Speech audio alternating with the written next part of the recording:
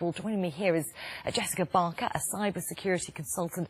Jessica, as I was saying, we're spending more and more on our cybersecurity, and yet these high-profile incidents, Sony, Target last year over in the States, that huge retail organisation, the attacks just keep coming. So who is gaining the upper hand here? Is it the companies or the hackers? Unfortunately and pessimistically, I've got to say the hackers. And it's always been that way. At least now we're more aware of attacks, and when a company gets attacked and breached, they're more likely to know about it and to do something about it. Whereas in the past, they were probably being breached and didn't know.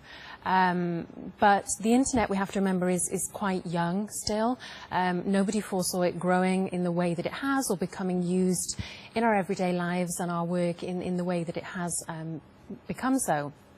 And in that way, it's opened up a whole host of risks that we didn't see coming. So security wasn't built in from the start. It's often an add-on. So it's new, it's evolving, and I suppose the key is not just how much money we're spending on trying to fight this, but how we try to fight it. And there was an interesting story out yesterday from Elon Musk, the constant reinventor of everything, really, that he put out something called a bug bounty for help with his Tesla range of cars. Just talk me through what happened there. Sure. Well, it's increasingly common for big companies to put out bug bounties, and they use websites. So there's a very reputable website called Bugcrowd, which Elon Musk has registered with. And basically, if a hacker finds a vulnerability in his Tesla website, they can announce it via they can report it via the Bugcrowd website.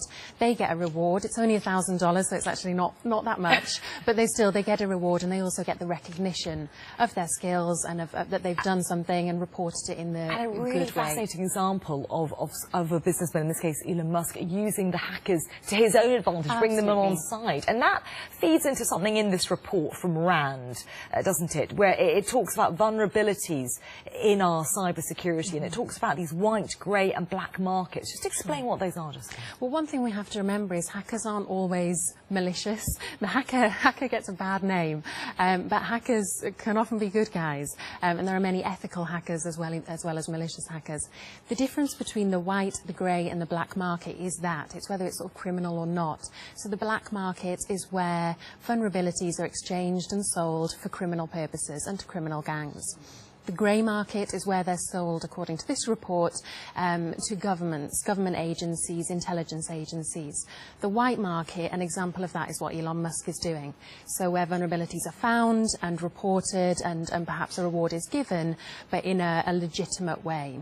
And a legal way. Absolutely. And finding vulnerabilities can be, hackers have been prosecuted for that, even when they've tried to report it in a legitimate way. But selling vulnerabilities actually isn't illegal, which is a good example of how cybercrime has evolved in a way and society and legislation hasn't kept pace. Yeah. Fascinating, so many murky areas. We've run out of time, Jessica, but another really interesting thing brought out in this report is the reputational damage. Almost that's what companies worry about more than the actual data itself being stolen. Absolutely. Fascinating stuff, Jessica. Good to talk to you. Jessica Barker there, a cyber security consultant, talking us through the murky business of cyber security.